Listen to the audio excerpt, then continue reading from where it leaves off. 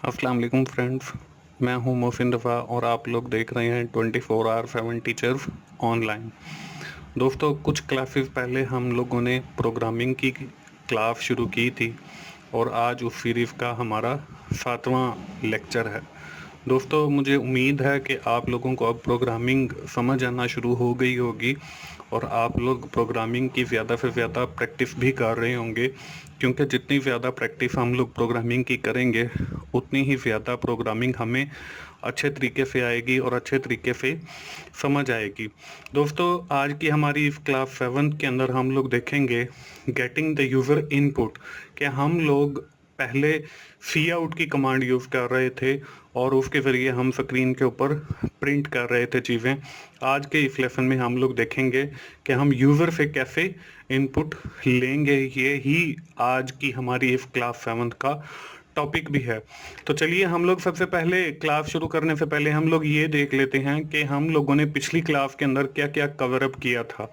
पिछली क्लास के अंदर दोस्तों हम लोगों ने अरिथमेटिक ऑपरेटर से बात शुरू की थी और उसमें हमने देखा था कि हमारे पास कुछ ऑपरेटर्स होते हैं जिसमें एडिशन का है, सब्ट्रैक्शन का है, मल्टीप्लाई का है, डिवीजन का है, मॉड्यूलस का है और असाइनमेंट ऑपरेटर है। और फिर हमने उसके साथ ही उसका एक सैम्पल प्रोग्राम भी देखा था जिसके अंदर हमने उन अरिथमेटिक्स ऑपरेटर को इस्तेमाल करके देखा था और मैंने साथ ही आपको कोड ब्लॉक्स के अंदर उसका एक प्रोग्राम भी लिख कर दिखाया था। और एंड के ऊपर दोस्तों हम लोगों ने एक एक्सरसाइज फाइल देखी थी। मुझे उम्मीद है कि आप लोगों ने वो फाइल बना ली होगी और आप लोगों ने वो एक्सरसाइज सक्सेसफुली रन भी कर ली होगी और अब आपको ये आइडिया हो गया होगा तो कि जो हमारा मॉड्यूलस ऑपरेटर था वो बेसिकली करता क्या है। दोस्तों, ये थी हमारी पिछली क्लास, क्लास 6। आज की क्लास के अंदर हम लोग देखेंगे कि गेटिंग द यूज़र इनपुट, कि हम यूज़र से इनपुट कैसे हासिल करते हैं। Use of comment in program. हम लोगों ने जो पहले पिछली क्लास के अंदर कमेंटिंग के ऊपर बात की थी उसमें हमने देखा था कि हमारे पास एक लाइन कमेंट होता है और एक ब्लॉक कमेंट होता है। वो आज के इस प्रोग्राम के अंदर या आज की इस क्लास के अंदर हम जो प्रोग्राम लिखेंगे उसके अंदर हम लोग कमेंटिंग का इस्तेमाल भी करेंगे। उसमें मैं आपको लाइन कमेंट के बारे में भी बताऊंगा और ब्लॉक का जो कमेंट लिखा जाता है उसके बारे में भी बताऊंगा। और इसके साथ साथ हम लोग एक फ़ी का प्रोग्राम मज़ीद और हल करने की कोशिश करेंगे और उसके साथ एंड के ऊपर मैं आपको एक एक्सरसाइज भी दूंगा ताकि आप वो घर जाएं और उसकी प्रैक्टिस करें ताकि आपको प्रोग्रामिंग जो है वो ज़्यादा से ज़्यादा समझ आए। आज की क्लास का हम लोग बाकायदा आगाज़ करते हैं। जैसे हमने कहा कि हम लोगों ने आज की क्लास के अंदर बात करनी है गेटिंग यूज़र इनपुट के ऊपर। उसके लिए हम लोग दोस्तों सी इन का एक कीवर्ड है।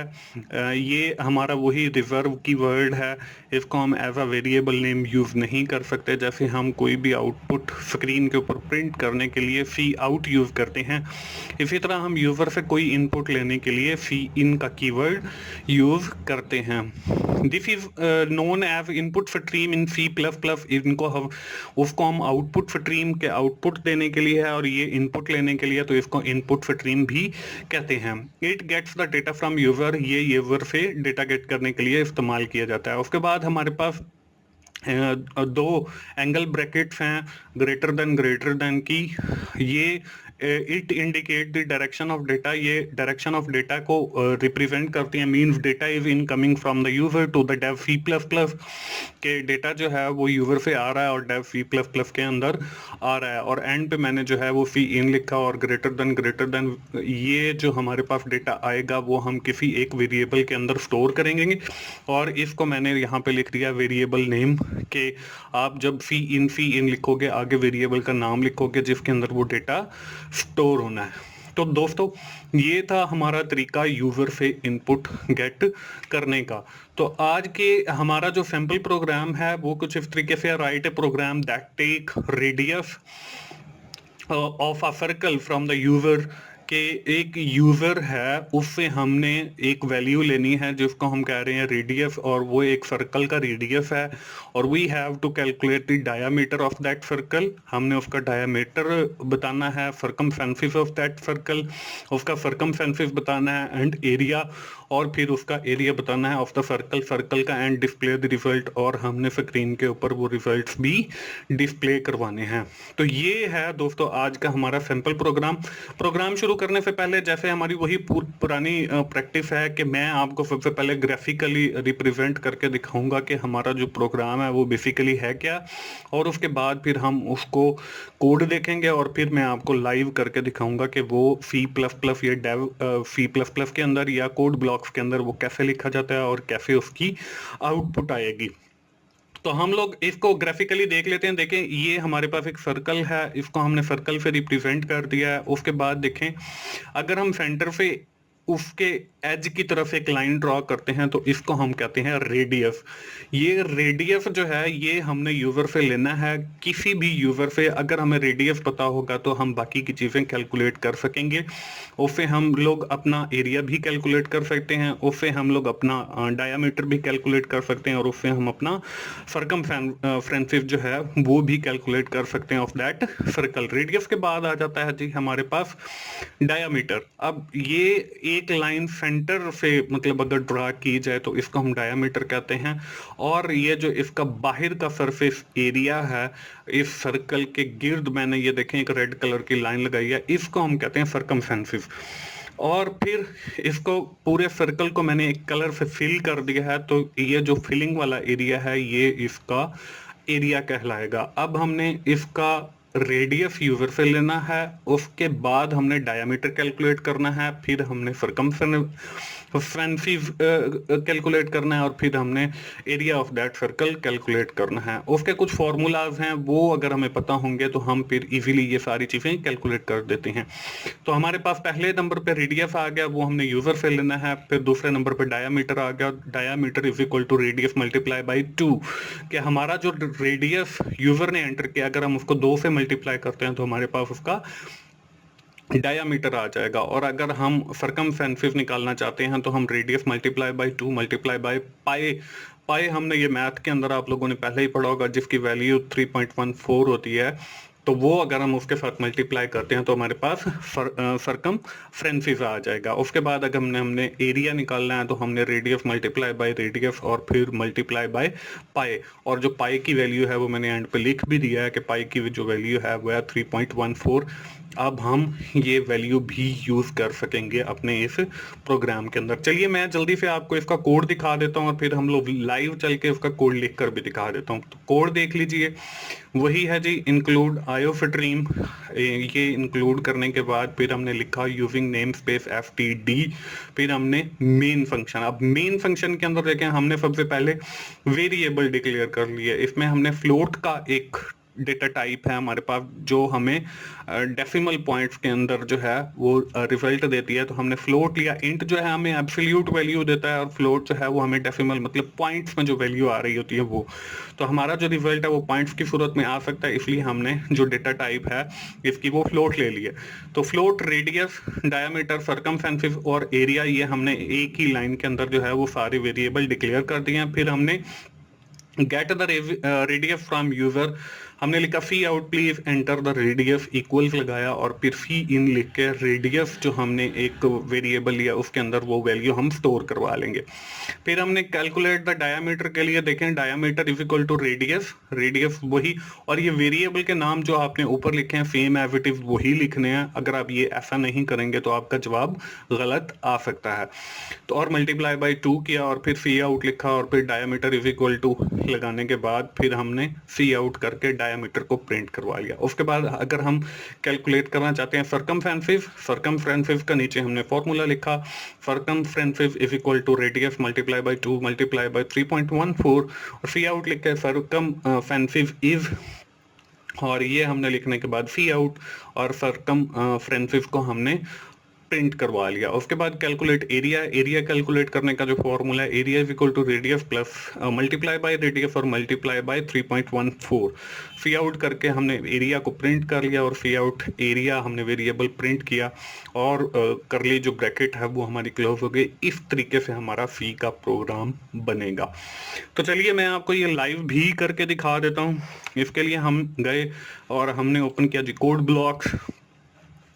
कोड ब्लॉक ओपन हो रहा है जी। कोड ब्लॉक जब ओपन हो जाएगा तो इसके अंदर मैं ये जो हमने अभी एग्जांपल के अंदर पिक्चर की सूरत में देखा है और कोड की सूरत में देखा है वो आपको करके दिखाता हूँ। हमने क्रिएट अ न्यू प्रोजेक्ट पे क्लिक किया, कंसोल एप्लीकेशन है जी, उसको सिलेक्ट किया, गो किया और यहाँ से हमने नेक्स्ट किया और सी प्लस प्लस है जी, तो हमने सी प्लस प्लस को सिलेक्ट करना है। फिर हमने नेक्स्ट किया, नेक्स्ट करने के बाद यहाँ पे हमने डालना है प्रोजेक्ट टाइटल।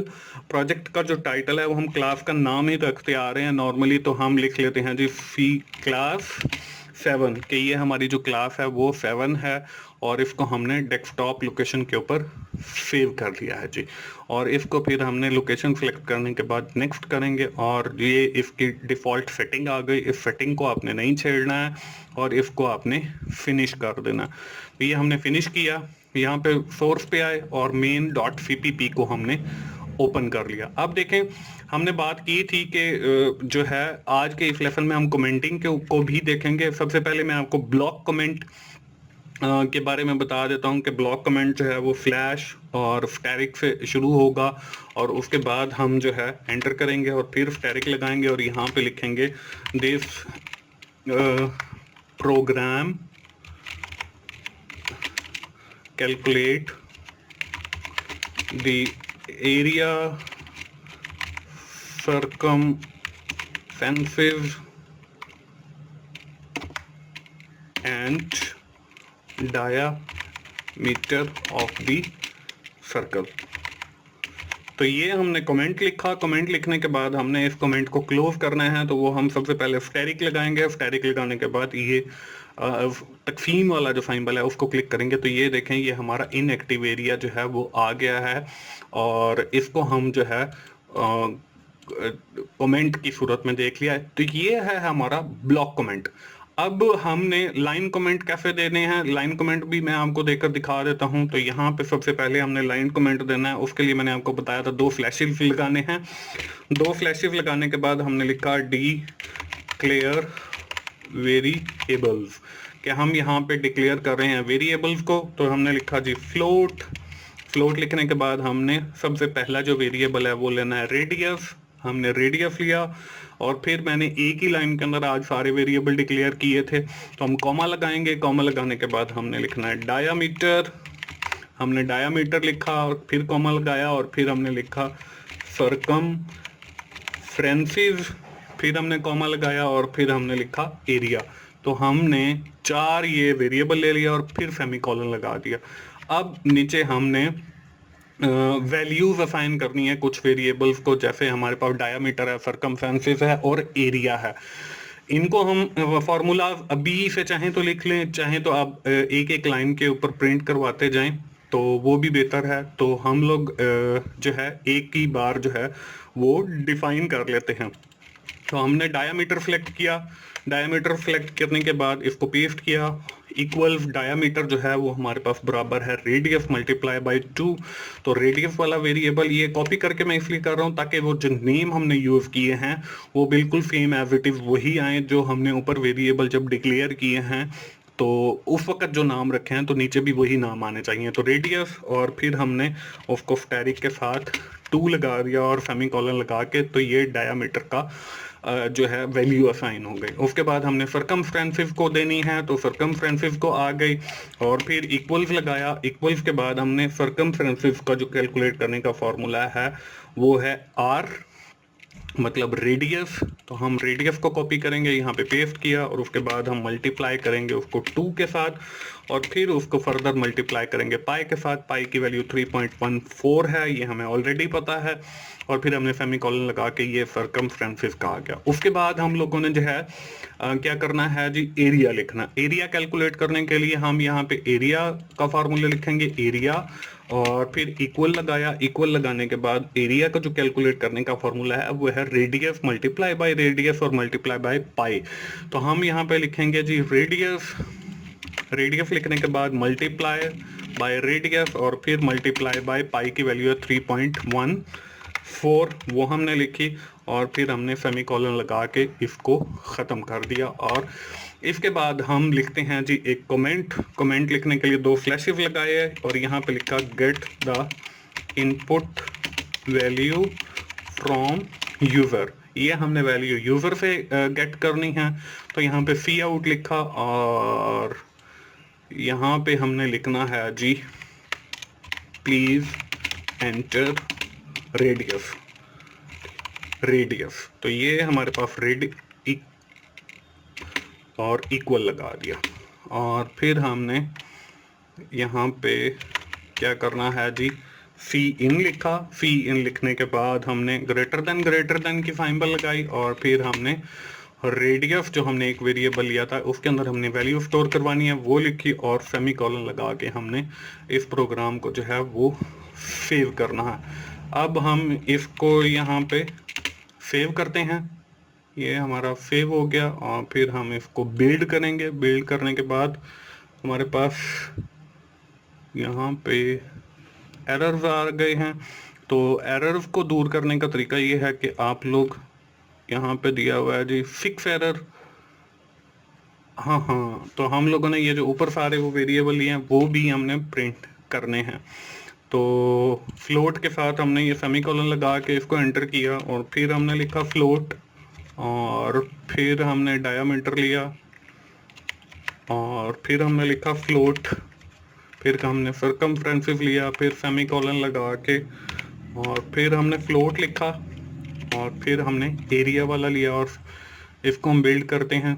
तो हमारे पास अभी भी एरर्स आ रहे हैं। लगता है कि इसके अंदर आगे भी हम प्रोग्राम लिख लेते हैं और फिर सारे एक ही बार जो है एरर्स को हम देख लेंगे कि क्या एरर्स है। हाँ, इस सी आउट के एंड पे भी हमें सेमीकोलन मिसिंग है। पीएम ने सेमीकोलन लगाया, इसको सेव किया, अभी भी हमारे पास float was not declared in the scope.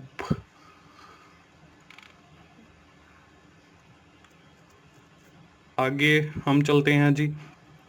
आगे हम लोगों ने यहाँ पे लिखा एंडल के ये आ गया और फिर हम लोगों ने प्रिंट करवाने हैं वेरिएबल्स को। ये हमने कॉपी किया, यहाँ पे हमने कमेंट लगाना है। कमेंट लगाना है जी प्रिंट। प्रिंट के बाद हमने लिखना है जी रेडियस। रेडियस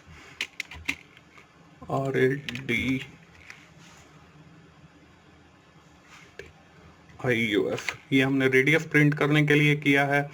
तो रेडियस हम प्रिंट करने के लिए सी आउट लेफ्ट एंड और रेडियस का जो है वेरिएबल वो हम यहाँ पे अगर लिख देंगे तो वो हमारे पास प्रिंट हो जाएगा। ठीक है, ये हम यहाँ पे एक और सी आउट लेते हैं और इसके साथ हम लिख देते हैं वो वैल्यू जो हमने प्रिंट करवानी है। इन्वर्टेड कॉमास के अंदर हमने लिखा the value of radius is equal, ये हमारे पास रेडियस की वैल्यू आ जाएगी।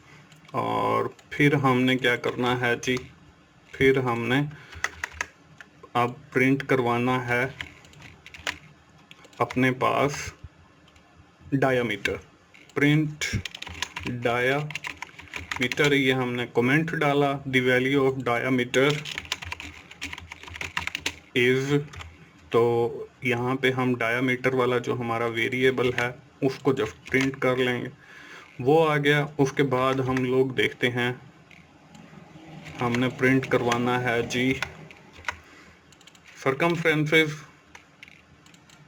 तो हम सर्कमफ्रेंसेस को कॉपी करके यहाँ पे पेस्ट कर लेते हैं वेरिएबल में और ये हमारे पास सर्कमफ्रेंसेस प्रिंट हो जाएगा। इसके बाद हमने एरिया लिखना है, तो प्रिंट एरिया और यहाँ पे भी एरिया वाला वेरिएबल लिखना है। तो ये हमारे पास आ जाएगा। अब हम इसको बिल्ड करते हैं। फ्लोट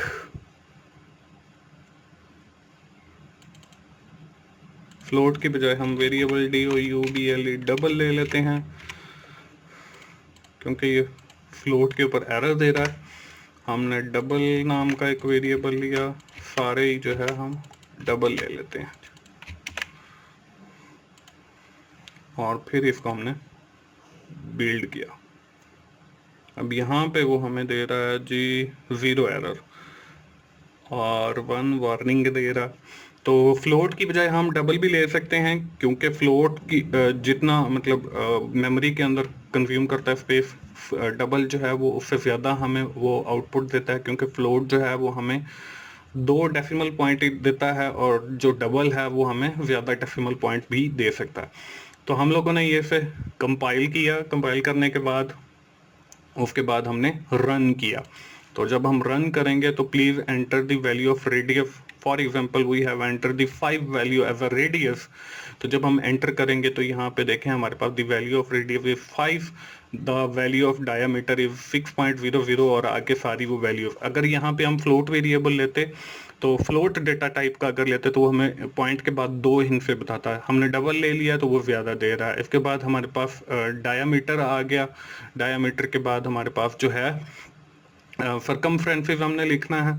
तो यहाँ पे सर्कमफ्रेंसिव की वैल्यू नहीं आ रही, तो यहाँ पे हमें लगता है कहीं गड़बड़ कर दी है। डायामीटर सर्कमफ्रेंसिव तो हम लोग वो पहले सेट कर लेते हैं। तो यहाँ पे हम लिखे हैं द वैल्यू ऑफ सर्कमफ्रेंसिव और यहाँ पे द वैल्यू ऑफ एरिया, ये हमने यहाँ पे लिख दिया। उसके बाद देखें हमारे पास रेडियस और एरिया को हमने रेडियस मल्टीप्लाई बाय रेडियस और मल्टीप्लाई बाय 3.1 डाल दिया। अब हमने इसको बिल्ड किया। बिल्ड करने के बाद हमने जो इसको रन किया और वैल्यू हमने डाली 2। अब यहाँ पे देखें हमारे पास आ गया the value of radius is 2 और the value of diameter is 8 point something और सर्कमफ्रेंसिव की वैल्यू जो है वो 2.7 समथिंग आ गया और एरिया की जो है वो INF मतलब उसे वो कैलकुलेट नहीं हुई, इसलिए वो यहाँ पे हमें ये मैसेज शो करवा रहा है। तो हम इसको फ्लोट वेरिएबल के साथ भी करके देख लेते हैं। इंट भी आप लोग ले सकते हो। यहाँ पे इंट भी मैं आपको करके दिखा देता हूँ कि इंट से क्या वैल्यूज आती हैं। तो आपने इट्स डिपेंड ऑन यू कि आपको जवाब किस चीज़ में आ रहा है, तो फिर आपने उस हिसाब से जो है वेरिएबल लेने हैं और उस हिसाब से उसकी डेटा टाइप लेनी है। ये हमने इसको बिल्ड किया। बिल्ड करने के बाद हमने जो है यहाँ पे इसको रन किया और वैल्यू हमने रेडियस की 5 एंटर की। अब यहाँ पे देखें हमारे पास जो है वो जवाब आ रहा है कि रेडियस इतना है, डायामीटर माइनस के अंदर आ गया, सर्कमफ्रेंसिव आ गया और एरिया आ गया। तो इस तरीके से दोस्तों ये हमारा प्रोग्राम रन हो गया और चल गया। अब हम अपनी स्लाइड की तरफ वापस आते हैं। यहाँ पे जैसे मैंने आपको बताया था कि हम एंड में एक एक्सरसाइज भी मैं आपको दूंगा जो आपने खुद से सॉल्व करनी है, खुद कोड करना है। तो यहाँ पे है write a C++ program in which you have to get the subject obtain mark from the user. हमने डिफरेंट सब्जेक्ट्स के मार्क्स लेने हैं यूजर से and calculate the average marks of the student, और हमने average marks of the student calculate करके दिखाने हैं C++ प्रोग्राम के through. Hint as you prompt the user to enter the obtain mark from the student. आपने C इन की command use करके वो सारी जो वैल्यूज हैं इस सब्जेक्ट की ऑब्टेन मार्क की वो यूजर से गेट करनी है और जितने सब्जेक्ट होंगे उसको उसके साथ डिवाइड करेंगे तो वो हमारे पास रिजल्ट आ जाएंगे। आप जाइए, आप जाके ये कोड लिखिए और फिर उसकी एवरेज निकालिए और देखिए कि आपके पास एवरेज आती है या नहीं आती है। तो दोस्तों हम जल्दी से समराइज कर लेते हैं कि आज की क्लास के अंदर हमने क्या सीखा है। हमने सीखा है कि हम यूज़र से वैल्यूज़ कैसे गेट करेंगे। हमने कमेंट का यूज़ सीखा है, कमेंट अपने प्रोग्राम के अंदर यूज़ करके दिखाए हैं मैंने आपको। आप जब भी कोड लिखिए डोंट फॉरगेट यूजिंग कमेंट, क्योंकि कमेंट से हमें आइडिया हो जाता है। जब भी हम प्रोग्राम ओपन करेंगे तो हमें पता चल जाएगा कि ये प्रोग्राम किस चीज़ का। उसके बाद सैम्पल प्रोग्राम हमने एक देखा, वो फिर मैंने आपको ग्राफिकली शक्ल में भी दिखाया, फिर आपको उसको कोड दिखाया और फिर मैंने आपको वो लाइव करके भी दिखाया और डिफरेंट मतलब डेटा टाइप के साथ, इंट के साथ, फ्लोट के साथ और मैंने डबल के साथ भी आपको करके दिखाया। उसके बाद मैंने आपको एक एक्सरसाइज दी है नेक्स्ट लेक्चर से हम लोग जो है ये पिक्चर की सूरत में प्रोग्राम को नहीं देखेंगे, बल्कि मैं आपको डायरेक्ट ही कोड दिखाया करूँगा। तो उम्मीद है दोस्तों आज के लेसन से आपने काफ़ी कुछ सीखा होगा, और मुझे ये भी उम्मीद है कि आप लोगों को प्रोग्रामिंग सीखते हुए मज़ा आ रहा होगा और आपको मेरी वीडियोस भी पसंद आ रही होंगी। अगर आपको मेरी वीडियोस अच्छी लग रही हैं तो आप लोग उनको लाइक कीजिए, अपने दोस्तों से शेयर कीजिए और मेरे चैनल को सब्सक्राइब कीजिए, ताकि मेरी नई आने वाली वीडियोस आप लोगों तक पहुंच सकें। नई क्लास 8 तक मुझे इजाज़त दीजिए। अल्लाह हाफिज़।